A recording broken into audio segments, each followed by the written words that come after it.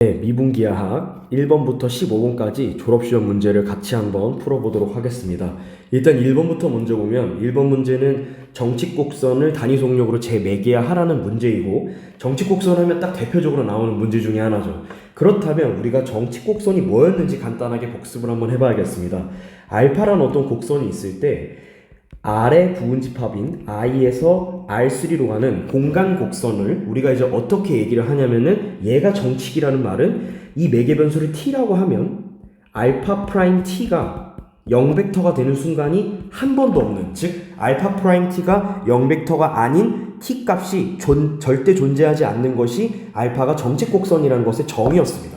그런데 이러한 곡선은 항상 단위 속력으로 재매개하가 가능했습니다. 특히 단위 속력이라는 것은 속력이 1인 곡선으로 항상 바꿀 수 있었고, 이 메커니즘이 뭐였었냐면 호의 길이 함수를 이용해서, 즉 호장 함수라고 부르는 이 s라는 함수, 얘는 변수 t에 대한 함수로서 s는 st라는 이런 호의 길이 함수를 이용해서 재매개하를 해줬었습니다. 그래서 얘를 어떻게 했었냐면 s는 st를 구한 다음에 이것을 t는 s에 대한 식으로, 즉 다시 역함수를 구하는 과정과 유사하게 t는 s에 관한 식으로 바꿔주면서 우리가 문제를 풀어나갔었죠. 그렇게 다시 한번 해보도록 하겠습니다.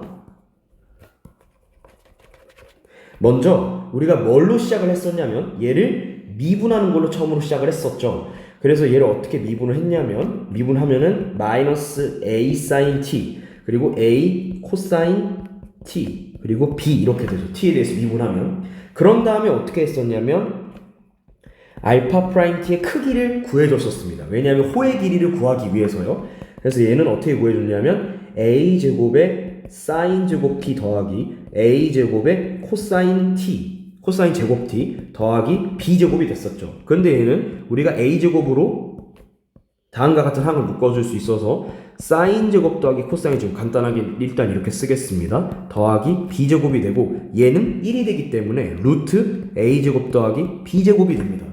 그런 다음에 우리가 어떻게 했냐면 호의 길이를 구하기 위해선 시작점을 우리가 정해줬었습니다. 근데 시작점이 지금 문제에 딱히 나와 있지 않기 때문에 그런 경우에는 보통 우리가 어떻게 잡았냐면 그걸 t0라고 하고 보통 0으로 잡습니다.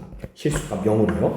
그렇게 되면 우리가 뭘 구할 수 있냐면 이제 s라는 호의 길이 함수를 구할 수 있는데, t를 변수로 갖는 그런 함수를 구할 수 있는데, 얘는 공식이 어떻게 되냐면 인테그랄 0부터 t까지 알파 프라임 u du 였습니다. 즉 속력을 적분하는 것이 호의 길이 함수를 구하는 것이었죠. 그래서 알파 프라임 u의 절대값을 앞에서 구한 거고요. 그래서 계산을 하게 되면 0부터 t까지 루트 a 제곱 더하기 b 제곱 du가 됩니다. 얘는 결론적으로 계산하면 루트에 a 제곱 더하기 b 제곱 곱하기 t가 되는 것이죠. 이게 알파의 호의 길이가 되는 것입니다.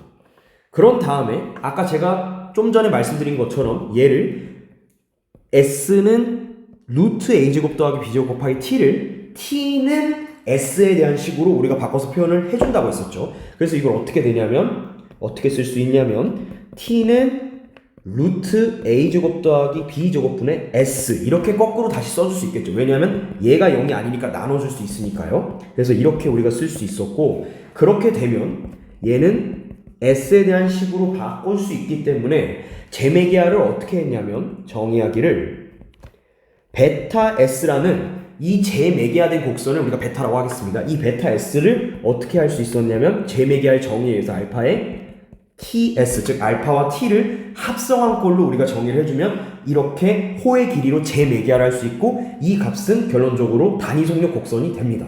그래서 이걸 한번 정의를 이렇게 하게 되면은 then 베타 s라는 것을 어떻게 정의할 수 있냐면 알파에 ts를 집어넣는 겁니다. 루트 a 제곱 더하기 b 제곱분의 s 이렇게 집어넣은 다음에 계산해주기면 어떻게 되냐면은 알파라는 곡선이 이렇게 주어졌기 때문에 t 대신에 루트 a 제곱 더하기 b 제곱 분의 s를 대입을 하는 거죠. t 자리에다가. 그럼 대입을 해보면 a 코사인의 루트 a 제곱 더하기 b 제곱분의 s 콤마 a 사인의 루트 a 제곱 더하기 b 제곱분의 s, 그 다음에 콤마 b의 t 대신에 저거 루트 a 제곱 더하기 b 제곱분의 s, 이렇게 대입을 해주게 되는 겁니다.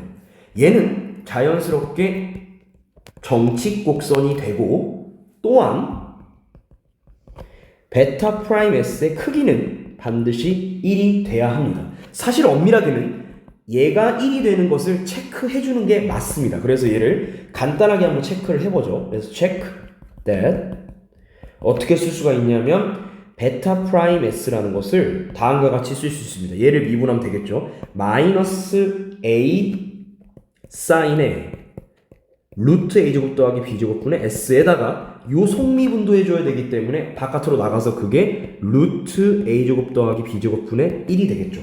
S에 대해서 미분하는 거니까요. 그 다음에 어떻게 쓸 수 있냐면 콤마 루트 A제곱 더하기 B제곱분의 S 아니죠. S가 아니라 A 이렇게 한 번에 속미분 된 걸 처음으로 써주고 그 다음에 코사인 사인을 미분해야 하니까요. 코사인의 루트 A제곱 더하기 B제곱분의 S가 됩니다. 그리고 콤마 어떻게 되냐면 루트 A제곱 더하기 B제곱분의 B가 되겠죠. 얘가 미분한 값이 되는 거고 얘가 미분한 곡선이 되는 거고 얘가 0이 아닌지를 체크해야 되는데 얘는 우리가 주어져 있는 범위에서는 당연히 0이 될 수가 없습니다. 절대. 따라서 얘는 0벡터가 될 수가 없습니다. 모든 S에 대해서요. for S in R에 대해서 항상 0벡터가 될 수가 없습니다. 따라서 정칙곡선이라 말을 할 수가 있고 그리고 또 최종적으로 또 뭘 확인해야 되냐면은 베타 프라임 S의 절대값을 확인해야 됐었죠. 이게 우리가 주 목적이었으니까요. 그래서 우리가 이걸 계산하게 되면 어떻게 되냐면 루트를 이제 여기다 제곱을 해서 더해서 루트 씌워줘야 되겠죠. 제곱하게 되면은 A제곱 더하기 B제곱분의 A제곱에 사인 제곱에 얘를 그냥 잠시 별이라고 하겠습니다. 그럼 별 이렇게 되고요.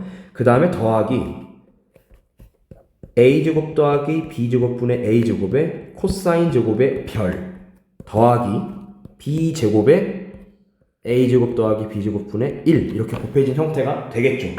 그래서 우리가 이걸 계산을 하게 되면 어떻게 되냐면 루트에 얘네 두 항은 묶을 수가 있죠. 그래서 A제곱 더하기 B제곱분의 A제곱으로 묶고 사인제곱 더하기 코사인제곱 저절로 묶이고 더하기 무엇이 되냐면 A제곱 더하기 B제곱분의 B제곱이 되죠. 그래서 얘는 계산을 하게 되면 얘가 1이 되기 때문에 루트에 A제곱 더하기 B제곱분의 A제곱 더하기 B제곱이 돼서 얘는 정확하게 1이 됩니다. 그래서 최종적으로 얘는 진짜 단위 속력 곡선이었고 베타라는 곡선은 재매개한 곡선은 최종적으로 우리가 원하고자 하는 단위 속력으로 재매개를 하라는 것이 나오게 된 것이죠. 그래서 최종적으로 정답은 지금 제가 밑줄 그어 있는 이것이 재매개를 한 곡선이 됩니다.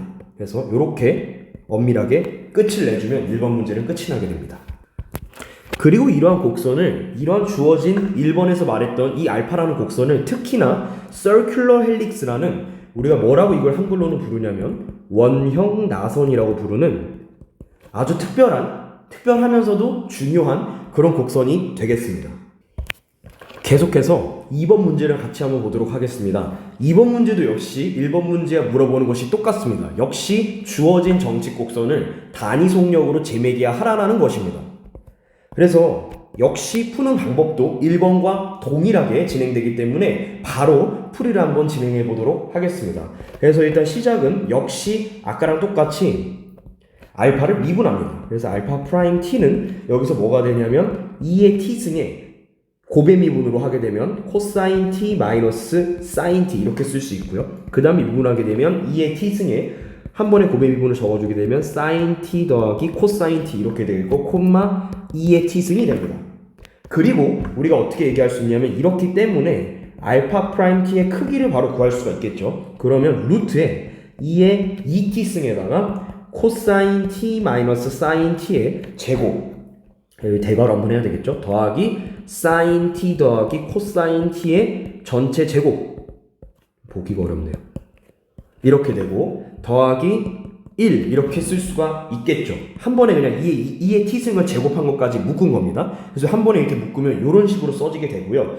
얘는 최종적으로 어떻게 되냐면 루트에 2의 2t승 나가게 되고 거기에다가 뭐가 곱해지는 거냐면 이 식과 이 식을 전개하는 과정에서 사인 제곱과 코사인 제곱이 두 개 나오게 되고 거기에다가 1을 더해준 거기 때문에 3배가 되는 것이고요. 그 다음에 중간항인 2 코사인 t 사인 t랑 마이너스 2 코사인 t 사인 t는 상쇄가 되면서 최종적으로 루트 3의 2의 t승으로 나오게 됩니다. 그래서 이거를 계산하면 루트 3의 2의 t제곱이 우리가 구하고자 하는 속력이 되겠습니다. 그런 다음에 이제 호의 길이를 구해야죠. let t0라는 것을 시작점을 뭐라고 두냐면 0이라고 둡니다. 그래서 똑같이 s를 구합니다. 즉 호장함수 t에 대한 호의 길이 함수를 구하게 되면 0부터 t까지 이 알파 프라임 t를 적분하는 거기 때문에 루트 3 2의 u du 이렇게 되고 얘는 계산하면 루트 3의 2의 t승 마이너스 1이 됩니다. 그래서 얘를 이제 t에 대한 식으로 바꿔줘야 된다라고 했죠. 그러면은 thus 어떻게 되냐면 t는 하고 이제 s에 대한 식으로 바꿔야 되겠죠. t, s 이렇게 바꿔줘야 되고 얘를 계산을 하게 되면 뭐가 나오냐면 ln의 루트 3분의 s 더하기 1 이렇게 되겠죠. 이렇게 바로 우리가 쓸 수 있고 그런 다음에 이제 뭐 해야 됩니까? 제매개화의 정의에서 어떻게 베타라는 곡선, 우리가 구하고자 하는 이 베타라는 곡선을 어떻게 말을 해야 되냐면 알파와 이 t를 합성한 이러한 걸로 정의를 해줘야지 제매개화가 되는 거죠.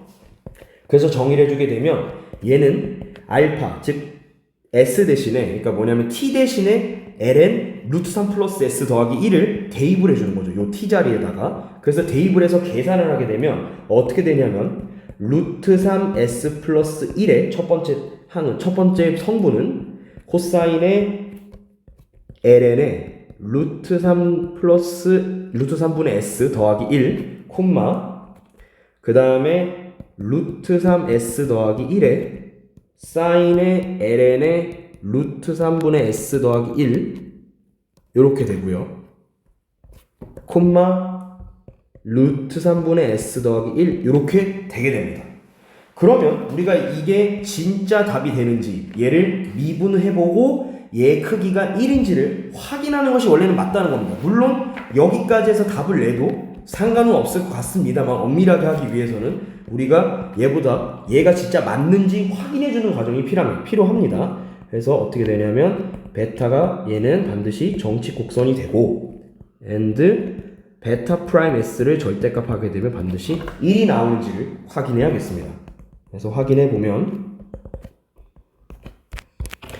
그래서 계산을 하게 되면 지금과 같이 나오게 되는데 좀 식이 너무 복잡해서 미리 일단 적어봤습니다. 한번 얘기를 해보면 우리가 루트 3분의 s 더하기 1이라는 것을 얘가 지금 안에 복잡하게 들어가 있으니까 이걸 k라고 잠시 두도록 하면 이 베타 프라임 s 즉 얘를 각각 k라고 두면 얘를 s에 대해서 이제 미분을 하게 되면 다음과 같은 식이 나오게 됩니다. 그래서 얘를 계산을 하게 되면 우리가 이렇게 계산을 하고서 이 k 대신에 이제 다시 원래 상태로 다시 넣어주게 되면 다음과 같은 식이 나오게 됩니다. 그래서 얘는 절대 모든 s에 대해서 모든 실수 s에 대해서 절대 0벡터가 될 수 없습니다. 즉 얘가 다 이 성분들이 0이 될 수가 없기 때문에 모두 0이 될 수 없기 때문에 최종적으로는 0벡터가 될 수 없어서 레귤러 커브 즉 정칙 곡선이 되고요. 얘에 대한 속력 즉 크기를 계산해 보면 정확하게 코사인 제곱 더하기 사인 제곱이 여기에서 하나 즉 총 2개가 나오면서 앞에 루트 3분의 1이 제곱되면서 3분의 1이 2개가 나오게 되고 거기에 3분의 1이 또 있기 때문에 제곱을 하니까요. 즉 3분의 1이 3개 있음으로써 총 3분의 3을 루트 씌운 게 돼서 1이 되면서 최종적으로 단위 속력 곡선이 된 이러한 곡선으로 제매기화를 할 수 있게 된 것입니다. 그래서 이번 문제도 다음과 같은 지금 제가 밑줄 그고 있는 것이 답이 되겠습니다. 자, 이제 3번 문제를 한번 풀어보도록 하겠습니다. 3번 문제는 이제 조금 다른데요. 3번 문제는 뭐냐면 단위 속력 정칙 곡선의 곡선 이론에서 사실 첫 번째로 중요한 거죠. 프레네-세레의 장치, 즉 TNB와 카파 타우. 여기서 카파는 곡률이고 타우는 연륜, 톨전이라고 부르는 연륜, 즉 이라고 불렀었죠. 그래서 이 5개를 우리가 프레네-세레의 장치라고 했었습니다. 그래서 이거를 주어진 단위 속력 정칙 곡선, 아예 좋네요. 단위 속력 정칙 곡선이라고. 그러면은 보통 문제에서 뭐가 되어 있을 가능성이 높냐면 제매개화가 돼 이미 호의 길이로 리파라마트랄라이제이션이 되어 있는 그런 상태를 주어진 곡선일 가능성이 굉장히 높습니다. 지금 주어진 곡선이 딱 그러하고요. 그래서 그러한 곡선에 대한 프레네셀의 장치를 구하는 것이 2번, 3번의 문제가 됩니다. 그래서 얘에 대한 공식이 있었죠. 그래서 우리가 그 공식을 한번 리콜해보는 시간을 가지도록 하겠습니다. 그래서 리콜하기를 뭘 리콜할 거냐면 만약에 알파라는 곡선이 단위 속력 곡선, 영어로 유닛 스피드라고 하죠. 유닛 스피드 커브라면 그렇다면 주어져 있는 프레네셀의 장치, 즉 T, N, B,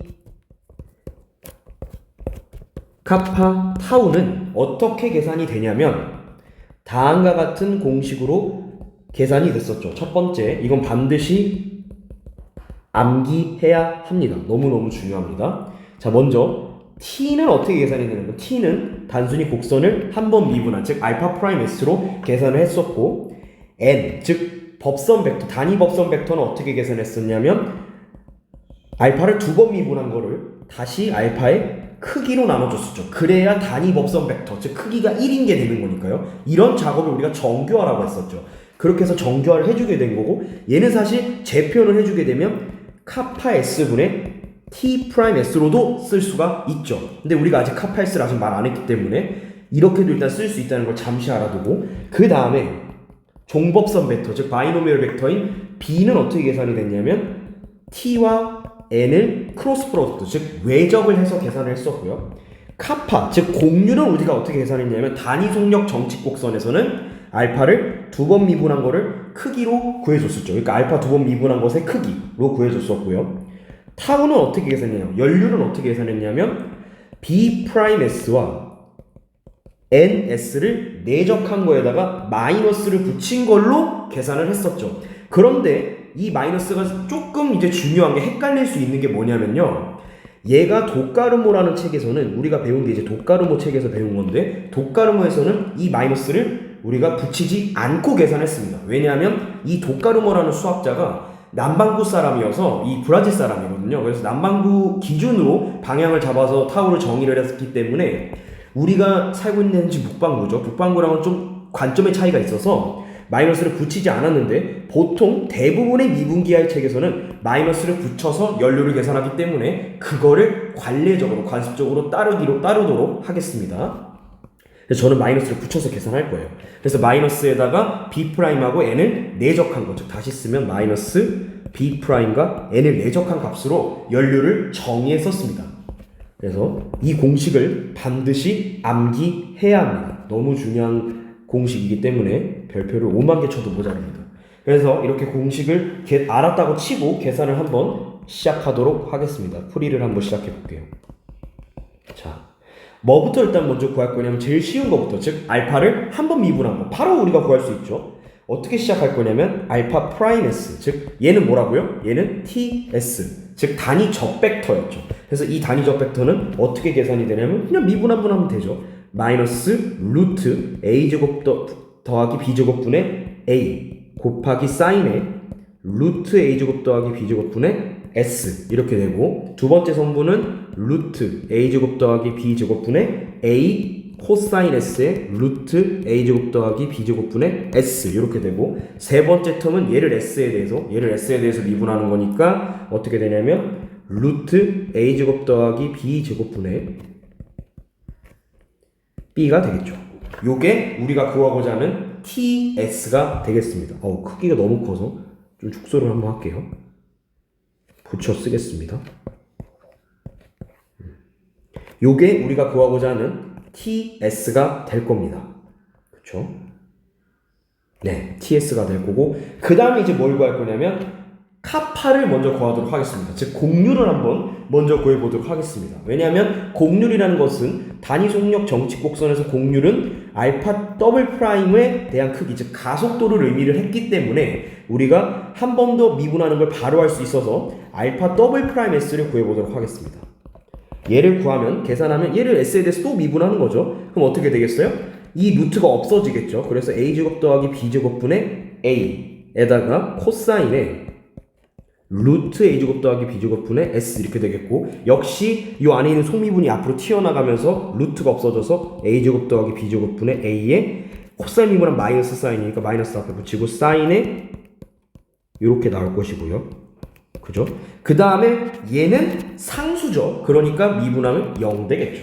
그래서 얘가 알파 더블 프라임 S가 되고 이것의 크기가 공률이 되겠죠. 그래서 이제 공률은 무엇이냐면 공률은 알파 더블 프라임 S의 크기이기 때문에 루트에 어떻게 되냐면 얘네들을 각각 제곱해서 더해서 루트 씌운 거니까 a제곱 더하기 b제곱분의 a제곱에 a제곱이 아니라 얘의 제곱에 그러니까 a제곱 더하기 b제곱분의 a를 제곱한 거에다가 사인 제곱 더하기 코사인 제곱이 이렇게 딱 붙겠죠. 붙어 있으니까 더하기 0의 제곱인데 0은 없는 거니까 그냥 이걸로 끝나고 얘는 1이 되죠. 사인 제곱 더하기 코사인 제곱. 그러니까 얘는 어떻게 되냐면 루트도 이게 없어져서 최종적으로 a제곱 더하기 b제곱분의 a가 우리가 구하고자 하는 공률이 되겠습니다. 안 되네요. 네. 그 다음에 이제 우리가 뭘 구하고 싶냐면은 그 다음은 n을 구하고 싶습니다. 그래서 이제 단위 법선 벡터 즉 ns를 한번 같이 구해 보겠습니다. s는 어떻게 됐었냐면 아까 말했지만 알파 더블 프라임을 알파 더블 프라임의 크기로 나눠준 것이 단위 법선 벡터였었죠. 그래서 우리가 앞에서 지금 다 구해놨죠. 즉 카파분의 t 프라임이기 때문에 그냥 요 두 개를 앞에 있는 요 두 개 정도를 합치면 됩니다. 그래서 어떻게 쓸 수 있겠어요? 얘는 알파 더블 프라임은 얘로 됐었고 그거 분해니까 즉 역수로 돌리면 a분의 a제곱 더하기 b제곱 곱하기 알파 더블 프라임을 곱한 거니까 즉 좌표로 여기다 써야 되겠죠. 어떻게 쓸 수 있냐면 우리가 주어져 있는 이 알파 더블 프라임 즉 마이너스 a제곱 더하기 b제곱분의 a의 코사인에 요게 될 거고 콤마 마이너스 a제곱 더하기 b제곱분의 a의 사인에 이렇게 되겠죠. 그래서 얘를 분배해주게 되면 앞에 있는 얘가 실수니까요. 분배해주게 되면 계산하면 어떻게 나오겠어요? a 사라지고 a제곱 b제곱이 없어지겠죠. 얘도 똑같이 없어지겠죠. 그럼 계산하면 어떻게 되겠어요? 마이너스 코사인에 루트 a제곱 더하기 b제곱분의 s 콤마 마이너스 사인에 루트 a제곱 더하기 b제곱분의 s 그리고 콤마 0 되겠죠. 이게 우리가 구하고자 하는 단위 법선 벡터가 되겠죠. 네. 그 다음에 이제 남은 게 뭐예요? b랑 타우죠. 이제 b를 한번 구해보겠습니다. b를. 존법선 벡터. 그래서 bs를 한번 구해보면 bs는 아까 정의가 뭐였냐면 t와 n을 외적한 것이었죠. 그래서 우리가 외적을 하게 되면 t는 어디 있냐면 t는 지금 요 녀석이고요. 그 다음에 n은 지금 이 녀석입니다. 그래서 이 녀석과 이 녀석을 외적해줘야 되겠죠. 그럼 공식에서 신발끈 공식을 쓰게 되면 최종적으로 어떻게 써질 거냐면 일단 첫 번째 텀은 어떻게 되냐면 얘랑 얘를 가리고 이 나머지 두 개에 대한 디터미넌트를 계산하는 거기 때문에 계산해주게 되면 어떻게 되냐면 마이너스가 없어지겠죠. 그죠? 마이너스가 없어지니까 어떻게 되냐면 AD-BC니까 디터미넌트가 그럼 마이너스가 없어지고 A제곱 더하기 다시요 루트 A제곱 더하기 B제곱분의 B에다가 사인에 어떻게 되냐면 루트 A제곱 더하기 B제곱분의 S가 되겠죠. 그 다음에 이제 두 번째는 어떻게 합니까? 얘랑 얘를 가리고 1번, 3번에 대해서 2x2 디터미넌트를 해주는 거죠. 그럼 디터미넌트를 똑같이 적용하게 되면 얘는 어떻게 되냐면 두 번째 텀은 마이너스 루트 a제곱 더하기 b제곱 분의 b의 코사인에 루트 a제곱 더하기 b제곱 분의 s 이렇게 될 것이고요. 마지막 텀은 어떻게 되냐면 요 세 번째를 가리고 첫 번째와 두 번째에 대한 2x2 디터미넌트를 똑같이 계산하면 AAD-BC니까 최종적으로 어떻게 계산이 될 것이냐면 사인 제곱이 되고 코사인 제곱이 되니까 분명히 묶이게 될 겁니다. 그럼 사인 제곱 더하기 코사인 제곱은 1이 되니까 최종적으로 어떻게 되는 것이냐면 마이너스도 없어지면서 어떻게 되냐면 루트 a제곱분의 b제곱 그러니까 루트 a제곱 더하기 b제곱 분의 a가 마지막 텀이 되겠죠. 그래서 이게 구하고자 하는 종법선 벡터가 되도록 될 것입니다. 그래서 이게 종법선 벡터가 되는 거고요. 마지막으로 이제 남은 게 타우죠. 이제 타우를 구해보도록 하겠습니다. 타우 S.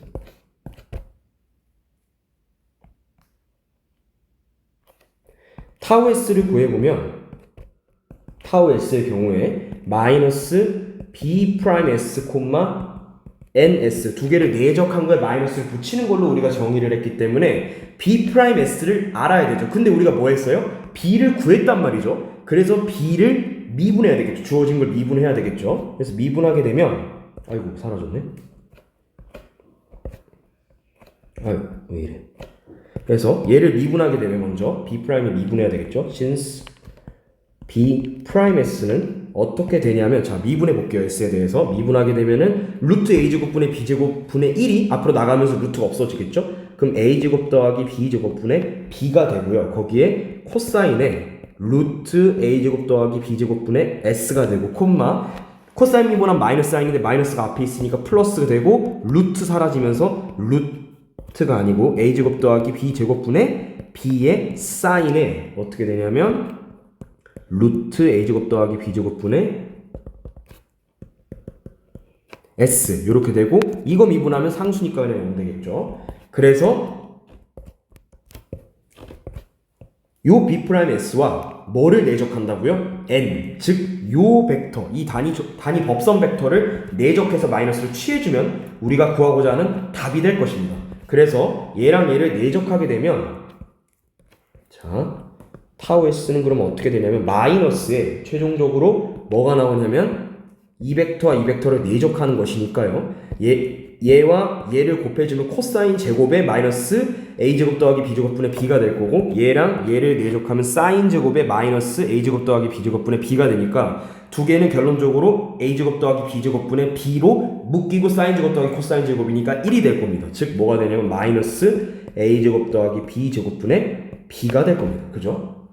이게 될 거고요. 그 다음에 이제 우리가 뭐를 쓸 수가 있냐면 더하기 이제 내적한 거에다 0, 0도 내적을 해야 되니까 결국 0이죠. 0. 0을 내적하면 어차피 0이니까요. 그래서 2성분 2성분 곱하고 2성분 2성분 곱하고 2성분 2성분 곱해서 더하는 게 내적이잖아요. 그래서 이렇게 계산할 수 있기 때문에 마이너스 플러스 되니까 0도 안 써도 되고 그럼 최종적인 정답은 A제곱분의 A제곱 더하기 B제곱분의 B가 우리가 구하고자 하는 타우 S가 되겠죠. 그래서 최종적으로 모든 프레네셀의 장치를 다 구한 것입니다. 자 이번엔 다음 문제 이제 드디어 4번 문제로 가보도록 하겠습니다. 4번 문제도 역시 일단 전제가 단위 속력 정치 곡선 즉 속력이 1인 유니스피드 커브로 주어져 있을 때 즉 보통 이런 경우에 제가 아까 뭐라고 그랬죠? 단위 속력으로 재매개화가 된 케이스 이미 아크랭스 리파라미터레이션을 거친 그런 곡선이 가능성이 높다 그랬죠. 대부분이 그런 곡선이고요. 그런 곡선이 주어져 있을 때 다음과 같은 공식 즉 이 네모에 해당되는 공식 알파 프라임하고 알파 더블 프라임과 알파 3번 미분한 것을 외적한 거를 알파 프라임과 내적한 것이 곡률의 제곱 곱하기 연률이 되는 이러한 공식을 유도하라는 문제입니다. 얘가 조금 어렵습니다. 그래서 일단 천천히 한번 해볼게요. 얘는 사실은 어떻게 다시 표현할 수가 있냐면 요 밑에를 잘 보시면 알파 프라임과 알파 더블 프라임 그리고 알파 3번 미분한 거에 얘를 어떻게 다시 재표현할 수 있냐면 이거를 우리가 보통 삼중곱이라고 부릅니다. 외적을 하고 내적을 하는 이러한 우리가 작업 자체를 이 세 개를 가지고 이 세 개에 대한 삼중곱이라고 부르는데요. 그래서 기호를 보통 이렇게 네모 브래킷이라고 하는 이러한 네모를 쓰게 됩니다. 그래서 이렇게 쓰기도 하고요. 또는 우리가 내적 기호 이걸 우리가 이제 내적 기호라고 얘기하죠. 그래서 이 내적 기호로는 다음과 같이 쓸 수가 있고요. 그리고 얘는 실제로 이렇게 계산하나 이렇게 계산하라 증명은 하지 않겠지만 똑같게 됩니다. 그래서 얘나 계산이 똑같기 때문에 얘를 계산하든 동일하게 같게 됩니다. 그래서 마지막에 내적 기호를 이용했었을 때 얘가 이제 내적 기호를 이용한 거죠. 네, 내적 기호를 이용하게 되면 이렇게도 쓸 수 있지만 알파 프라임하고 알파 더블 프라임 먼저 외적하고 내적하는 것도 똑같은 값으로 주어지게 됩니다. 그래서 이제 우리가 이 명제를 한번 증명 한번 해보고 싶어 합니다. 한번 증명 한번 해볼게요. 네.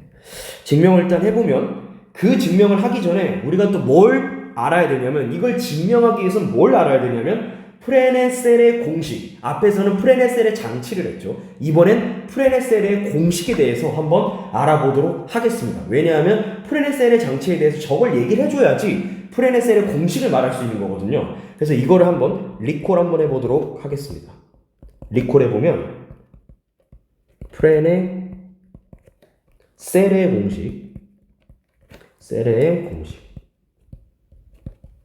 공식은 어땠냐면 다음과 같았습니다. 역시 이것도 암기를 해야 합니다. 굉장히 중요해요. 암기해야 됩니다. 반드시 중요합니다. 그래서 어떻게 되냐면 일단 첫 번째 경우 알파라는 이 곡선이 꼭 정칙, 그러니까 임의 속력일 수도 있겠죠. 그러니까 단위 속력이 아닌 정칙 곡선일 수도 있잖아요. 그러니까 임의의 정칙 곡선일 수도 있죠. 그런 경우와 그리고 우리가 지금까지 계속 전제 조건에 걸고 있는 단위 속력일 때 두 가지를 나눠서 제가 한번 써보고 싶어 합니다. 그래서 첫 번째 경우에는 알파라는 곡선이 유니스피드인 경우, 단위 속력 곡선일 때를 먼저 한번 써볼게요. with, 얘는 with라는 뜻입니다. with 곡률이 0이 아닌 곡선을 우리가 이제 그런 곡선에 대해서 0이 아닌, 그러니까 곡률이 0이 아니고 단위 속력 곡선인 그런 알파에 대해서 공식을 한번 먼저 써보면 t 프라임 s는 어떻게 써지냐면 카파 s 곱하기 ns가 됩니다. 그래서 이거를 간단하게 다시 쓰면 t 프라임은 카파 n이 됩니다.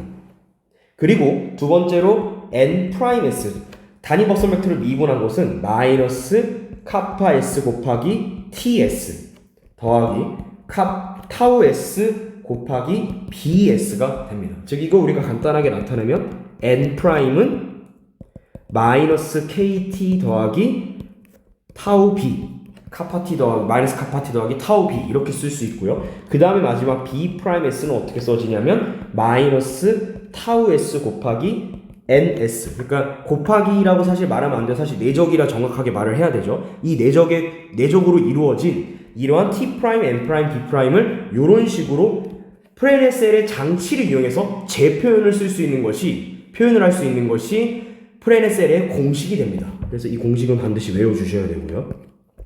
그래서 이 b'을 다시 쓰면 b'이라는 것은 마이너스 타우 n이 되는 거죠. 타우 내적 n. 그래서 정리하면 t'은 카파랑 n을 내적한 거, n'은 마이너스 카파 t를 내적한 거 더하기 타우 b, 즉 타우와 b를 내적한 거, 그 다음에 b'은 마이너스 타우에다가 n을 내적한 거. 이렇게 공식을 외워주면 되고 for each s에 대해서, 그러니까 모든 s, 즉 모든 실수 s에 대해서 이렇게 써질 수가 있고, 얘를 우리가 어떻게 표현할 수 있냐면 얘를 행렬로 표현하게 되면 t 프라임, n 프라임, b 프라임, 즉 3 곱하기 1행렬로 얘를 표현하게 되면 얘는 어떻게 표현할 수가 있냐면 t, n, b에다가 어떠한 행렬을 곱하는 것, 즉 3 곱하기 3행렬을 곱해야지 행렬의 곱셈이 잘 정리가 되니까 이 3 곱하기 3행렬이 어떻게 쓰여질 수 있냐면 얘네들을 개수로 갖는 그러한 행렬을 쓸 수 있겠죠. 마치 첨가계수 행렬 비슷하게요. 첨가계수 행렬은 아니지만 그런 느낌으로 써보겠습니다. 지워졌네요. 그래서 어떻게 쓸 수 있냐면 0 카파 0 마이너스 카파 0 타우 0 마이너스 타우 0 이렇게 쓸 수가 있고, 사실 이러한 행렬을 우리가 어떻게 볼 수 있어요? 선형 변환에 대응되는 행렬로도 이해할 수가 있겠죠. 왜냐하면 이 t, n, b는 뭡니까? 우리가 정규 직교 기절을 이루기 때문에 R3에서 R3로 가는 그러한 선형 변환에 대응하는 그런 행렬로 볼 수가 있는 거죠. 지금 제가 네모로 친 행렬은요. 그래서 이러한 행렬을 봤을 때 우리가 이러한 행렬을 A라고 한다면 사실 잘 보면 A랑 A 트랜스포즈란 거에 마이너스를 취한 게 값이 같게 되죠. 얘를 우리가 A 행렬이라고 한다면 그 A 행렬과 A를 트랜스포즈한 거에 마이너스 붙이면 원래 A 행렬과 같죠. 이러한 조건을 만족하는 행렬을 우리가 뭐라고 부르냐면 영어로 스큐 시메트릭이라고 부릅니다. 한국말로는 뭐라고 부르냐면 반대칭 행렬이라고 불러요. 이렇게 볼 수가 있다라는 것입니다. 그래서 이 공식을 반드시 외워주셔야 하고요. 그 다음으로 이제 유니스피드인 경우를 했죠. 그러니까 단위 속력 곡선인 경우를 했기 때문에 이제는 그게 아닌 임의 정칙 곡선에 대해서 해보고자 합니다. 그래서 두 번째는 뭐냐면 알파라는 것이 non 유니스피드, 즉 임의 정칙 곡선인 경우를 한번 보도록 하겠습니다. 역시 곡률은 0이 아니라고 가정하겠습니다. 그래서 난 유닛 스피드의 경우에는 어떻게 우리가 공식을 쓸 수 있었냐면 똑같이 t 프라임 t, 이번에는 매개 변수가 단위 속력으로 재매개한 것이 아니기 때문에 s가 아니라 t에 대한 일반적인 임의 정칙 곡선으로 바뀌는 것이니까요. 그래서 저렇게 써야 되는 것이고, 얘는 어떻게 했냐면 카파 t에다가 nt, 얘만 써주면 우리는 아까 앞에서 말했던 단위 속력 정칙 곡선에 대한 프레네셀의 공식이었잖아요. 여기에다가 뭐가 들어가냐면 알파 프라임 t의 절대값, 즉 알파에 대한 속력이 곱해지게 됩니다. 그래서 그 차이인 겁니다. 그러니까 첫 번째는 유닛 스피드인 경우에는 그게 곱해지지 않았는데, 왜냐하면 유닛 스피드는 뭐니까요? 알파 프라임 t의 절대값이 얼마니까? 알파 프라임 t가 아니라 알파 프라임 s의 절대값이 얼마니까? 1이기 때문에 굳이 써주지 않았는데, 얘는 1이 아니기 때문에 얘를 곱해줘야 된다라고도 볼 수가 있습니다. 그 다음에 n 프라임 t는 어떻게 되냐면 얘도 동일하게 마이너스 kt, 그러니까 마이너스 카파 t에다가 tt를 곱한 거에 똑같이 뭐를 곱한다? 알파 프라임 t를 곱해주고 더하기 타우 t에다가 bt에다가 똑같이 알파 프라임 t를 곱해주고 각각의 t에 대해서요. 모든 t에 대해서, 모든 실수 t에 대해. 그 다음에 b 프라임 t는 어떻게 되냐면 마이너스 타우 t하고 nt에다가 절대값 알파 프라임 t를 써줬었죠. 그래서 요 차이라는 거죠. 단위 속력 정칙 곡선하고는 이 차이가 되고요. 그래서 이렇게 들어가고, 그래서 이렇게 우리가 공식을 써줬었습니다. 이제 증명을 한번 시작해 보도록 하겠습니다. 자, 증명해 볼게요. 증명. 우리가 어떻게 생각할 수가 있냐면, 여긴 증명이 아니죠? 네. 증명을 한번 해볼게요. 어떻게 시작할 거냐면 먼저 좌변부터 시작할 겁니다. 좌변은 뭐냐면 알파 프라임하고 알파 더블하고 알파 3 더블, 그러니까 알파 따따 더블 두 개를 외적한 거랑 알파 프라임을 내적한 걸로 우리가 계산해 주는 게 좌변이었어요. 그래서 이 좌변을 한번 써보면 LHS라 쓰죠. 레프트 핸드 사이드. 얘는 일단 TS로 바꿔 쓸 수 있죠. 왜냐면 알파 프라임이니까요. 내적에다가 어떻게 쓸 수 있냐면 알파 더블 프라임은 t 프라임 s로 쓸 수 있고 곱하기 알파 3번 미분한 것은 t 더블 프라임 s로 쓸 수가 있습니다.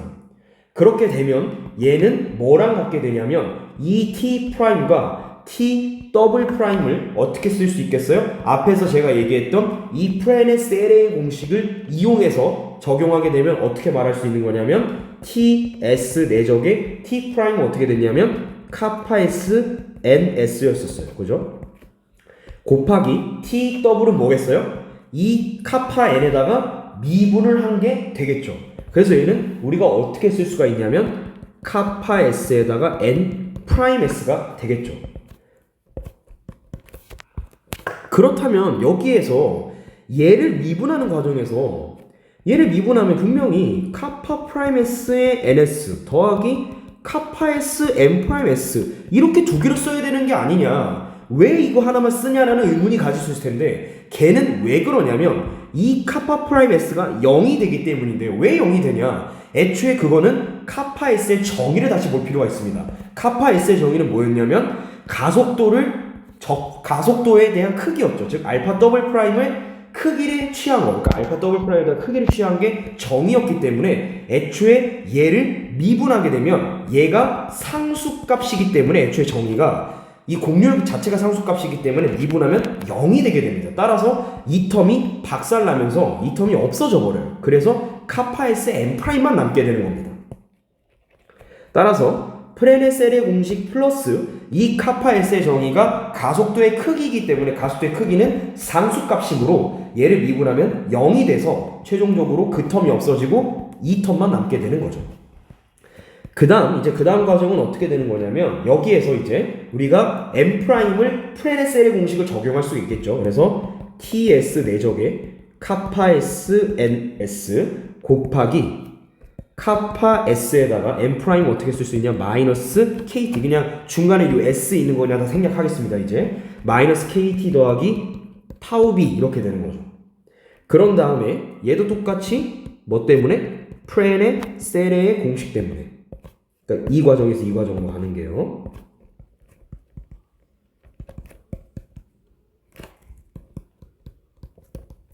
프레네셀의 공식 때문이고요. 그 다음에 이제 어떻게 되냐면 얘를 분배 법칙할 수 있겠죠. 그래서 분배 법칙을 적용하게 되면 TS 내적에 어떻게 되냐면 TS를 안 쓰고 이제 그냥 T라 쓰겠습니다. T에다가 카파 N 곱하기 이거 분배 법칙 쓰게 되면은 마이너스 K제곱 T에다가 더하기 카파 타우 B가 되겠죠.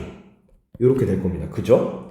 그 다음에 얘를 이제 어떻게 적용할 거냐면 T 내적에다가 이제 죄송합니다. 얘랑 얘의 위치를 바꿀 겁니다. 그러면은 바꾸면 외적은 어떻게 되냐면 마이너스가 붙여 들어가죠. 즉 뭐냐면 A 외적 B, A 외적 B는 B 외적 A랑 일반적으로 같지가 않고 반드시 마이너스를 붙여야지 갖게 됩니다.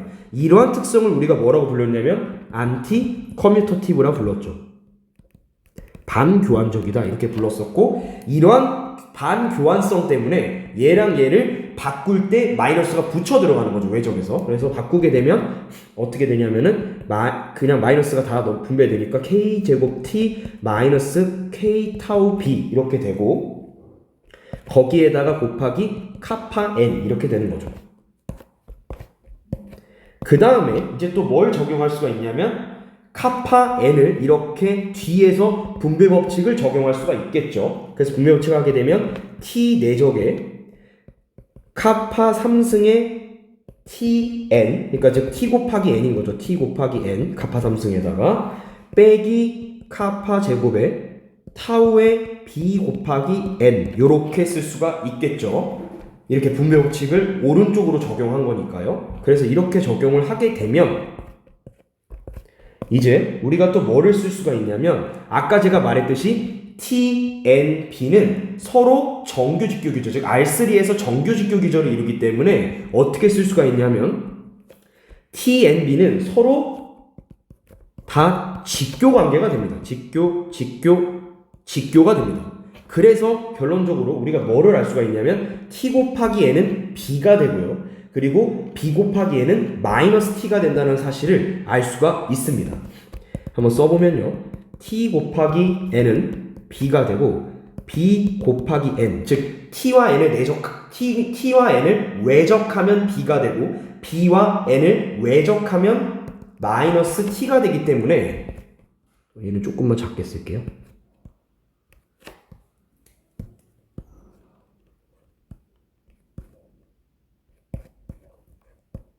네. 그래서 이 성질에 의해서 우리는 어떻게 다시 바꿀 수 있냐면 T 내적에 카파 3승의 T 곱하기 N, T와 N을 외적하면 B가 된다고 했고, 그 다음에 마이너스 카파 제곱 타우에다가 B 곱하기 N을 하면 마이너스 T가 된다라고 했습니다. 그죠? 그런 다음에 이제 또 우리가 뭘 적용하냐면 마이너스 플러스로 바꾸죠. T 내적에 카파 3승 B 더하기 카파 제곱 타우 T 이렇게 되겠죠. 이렇게 쓸 수 있겠고, 그 다음에 우리가 이제 뭐를 할 거냐면 드디어 이 T를 분배 법칙 할 겁니다. 내적도 똑같이 성립하죠. 외적이랑 똑같이. 그래서 어떻게 할 거냐면은 카파 3승의 T 내적 B 이렇게 되고요. 더하기 카파 제곱 타우의 T 내적 T 이렇게 쓸 수가 있게 되고, 여기에서 우리가 뭘 생각할 수가 있냐면 이제 어떤 게 적용이 되냐면, 잘 보세요. 어떻게 적용되냐면은 T와 B를 내적하면 뭐 되죠? 0이죠. 그 이유가 제가 뭐라 그랬어요? 아까 T, N, B는 오소노멀 베이시스, 즉 정규직교 기절을 가지기 때문에 우리가 그렇게 얘기를 할 수 있다고 할 거예요. 서로 내적하니까, 서로 직교하니까 내적하면 0이겠죠. 그렇게 쓸 수 있고, 그 다음에 T, 내적 T는 뭐가 돼요? 정의상 T 노름의 제곱이 되고, 얘는 T와 T 내적 이렇게 쓸 수 있고, 얘는 크기가 1이 되죠. 왜? 단위적 벡터니까요. 그래서 이 사실을 이용하게 되면 최종적으로 뭘 쓸 수 있어요? 카파 3승 곱하기 0 더하기 카파 제곱 타우의 1 이렇게 되는 거죠. 그럼 최종적으로 얘는 날아가고 뭐가 되겠어요? 카파 제곱 타우가 되겠죠. 와, 좌변에서 시작해서 어떻게 됐냐면 카파 제곱 타우까지를 유도했죠. 근데 우린 그게 뭐였어요? 우변이었죠. 따라서 얘는 우변이 되면서 최종적으로 우리가 원하는 증명이 끝나게 됩니다. 자, 이제 5번으로 넘어가도록 하겠습니다. 5번의 경우에는 뭐냐면 지금까지는 단위 속력에 대해서 다뤘다면 우리가 항상 단위 속력만 다루는 건 또 사실 또 좀 너무 좁습니다. 그래서 좀 더 확장해서 이번에는 단위 속력이 아닌, 즉 속력이 1이 아닌 임의 속력 정치 곡선에 대해서도 알아볼 필요가 있습니다. 죄송합니다. 다시 임의 속력 정치 곡선에 대해서도 알아볼 필요가 있기 때문에 얘가 나왔을 때에 대한 프레네셀의 장치도 공식이 또 존재합니다. 역시 외워야 하고요. 그 공식을 지금부터 한번 서술해 볼 것이고, 얘에 대해서 어떻게 이제 계산하는 것까지, 이것을 계산하는 것까지 갈 건데, 주어진 곡선을 봤을 때 지금 t에 대한 거니까 일단 단위 속력으로 재매기가 되는 곡선이 아니죠. 그러니까 아크랭스 리파라미터라이제이션에 거치지 않은 그냥 일반적인 매개변수 t에 대한 임의 속력 정치 곡선이 주어졌을 때도 프레네셀의 장치를 구할 수 있다는 것입니다. 그래서 한번 복습을 한번 해보겠습니다. 지금 겉으로 봤을 때는 이 알파 t가 굉장히 간단해 보이지만 답은 굉장히 복잡합니다. 그래서 한번 리콜을 한번 해보면, 만약에 알파라는 것이 아까의 경우에는 유닛 스피드의 경우였지만 이번에는 난 유닛 스피드의 경우에 대해서 한번 보겠습니다. 얘에 대한 프레네셀의 공식이요. 프레네셀의 장치요. 그래서 프레네셀의 장치, 즉 T, N, B, 카파, 타우는 어떻게 되냐면,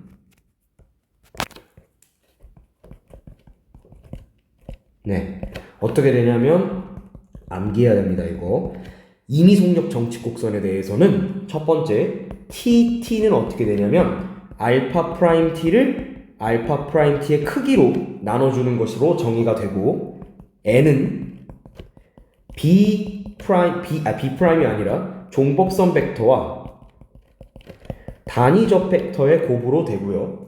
그 다음에 종법선 벡터 계산이 어떻게 되냐면 알파 프라임 t 외적 알파 더블 프라임 t를 외적을 한 크기로, 즉 자기 자신의 크기로 나눠주는 겁니다. 이게 공식이 되고요. 유도하진 않을 거예요. 외워야 됩니다. 카파는 어떻게 되냐면, 공률은 어떻게 계산되냐면 알파 프라임 t의 3승분의 알파 프라임 t 곱하기 알파 더블 프라임 t의 절대값이 되고요.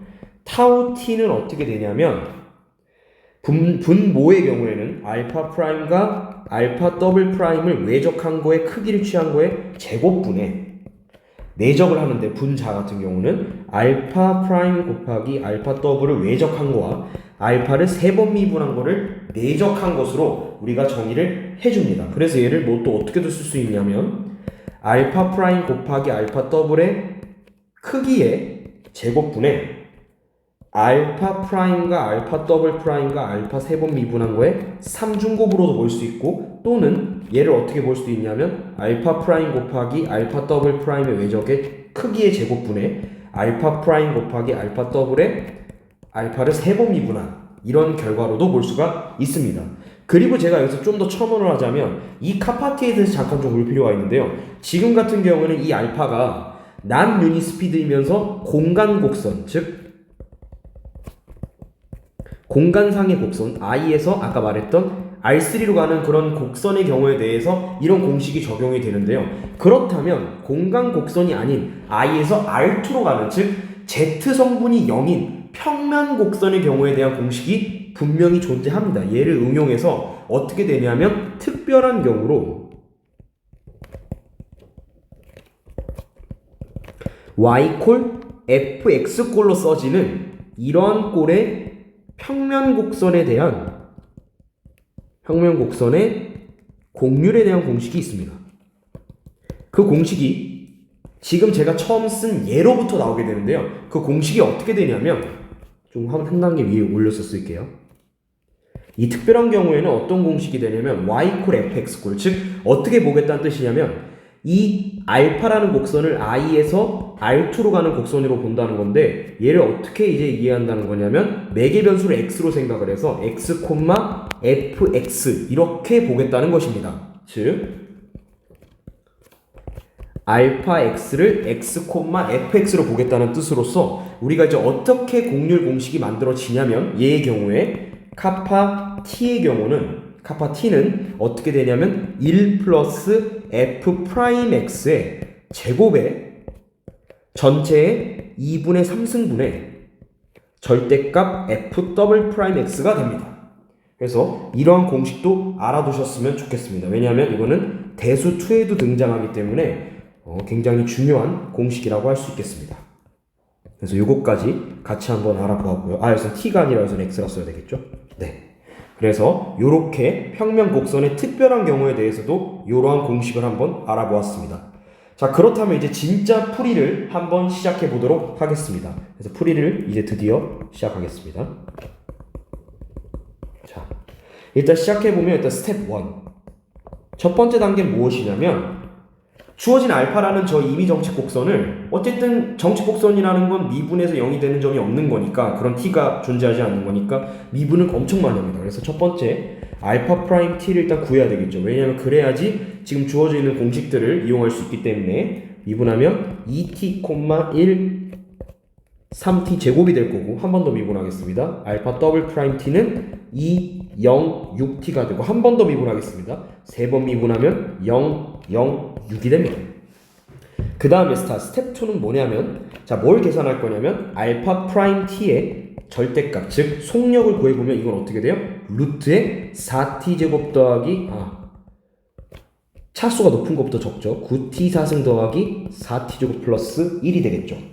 그 다음에 스텝 3은 뭐냐면 이제 우리가 뭘 구할 수 있냐면 알파 프라임 t를 알았고 그 다음에 알파 프라임 t의 크기를 알았기 때문에 뭘 구할 수 있나요? 우리가 맨 처음에 얘기했던 이 t 단위적 벡터를 구할 수가 있습니다. 즉 우리가 어떻게 얘기할 수 있냐면 t는 어떻게 쓰게 되는 거냐면 알파 프라임 t를 알파 프라임 t의 크기로 나눠준 애가 되고요. 얘는 어떻게 쓸 수 있냐면 크기는 어떻게 구했었냐 바로 앞에서 9t 4승 더하기 루트에 9t 4승 더하기 4t 제곱분의 1로 구했었고 그거 분의 알파 프라임 t는 좌표가 어떻게 됐냐면 공식이 아니라 요게 어떻게 됐냐면 미분한 그 좌표가 2t, 1, 3t 제곱 요렇게 쓰는 것이 우리가 구하고자 하는 t가 되겠죠. 단위적 벡터가 되겠죠. 하나 찾았습니다. 그 다음에 이제 다음 스텝으로는 어떻게 구하냐면 자 이제 알파 프라임 t와 알파 더블 프라임 t의 외적을 구하고 싶습니다. 그 이유는 뭐냐면 이 bt를 구하기 위해서입니다. 그리고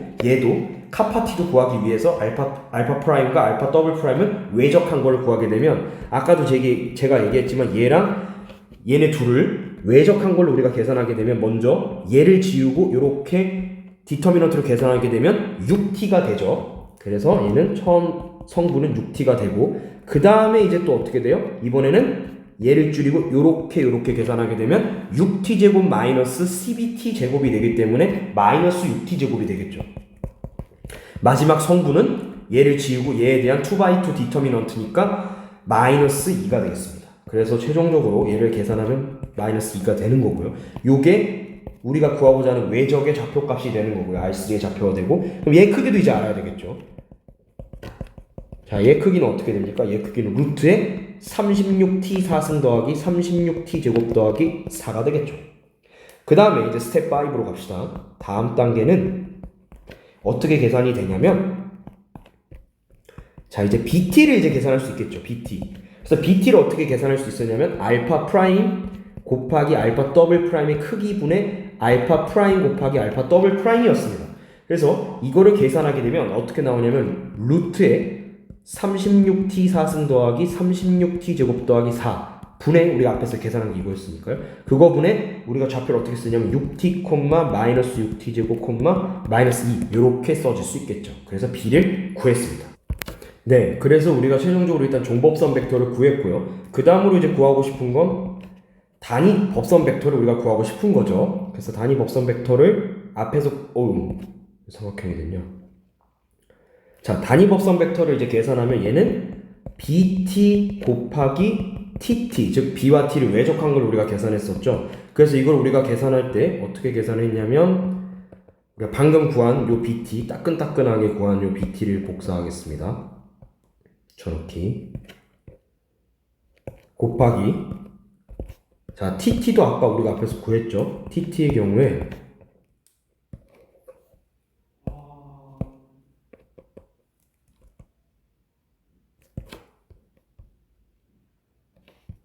얘를 외적한 것으로 이렇게 구했습니다. 그래서 이걸 외적해서 결과를 일단 적어보면 결과값만 적겠습니다. 계산을 여러분이 한번 해보시고요. 그래서 계산하게 되면 어떻게 되냐면 36t 4승 더하기 36t 제곱 더하기 4 루트 곱하기 루트에 9t 4승 더하기 4t 제곱 더하기 1 이렇게 되고 그거 분의 좌표는 이제 어떻게 되냐면 마이너스 18t 제곱 더하기 2 마이너스 4t 마이너스 18t 3승 콤마 6t 더하기 12t 3승 이 우리가 구하고자 하는 단위 법선 벡터가 되겠습니다. 네, 그렇게 해서 우리가 지금 단위 법선 벡터까지 지금 구한 상황입니다. 그 다음으로 이제 우리가 뭘 구할 거냐면 이 다음으로 이제 뭘 구하고 싶냐면 두 개가 남았죠. 지금 우리가 세 개를 구했고요. 프레네셀의 장치 5개 중에 뭘 구할 거냐면 이제 우리가 드디어 공률을 구할 수가 있겠죠. 너무 X처럼 보이네요.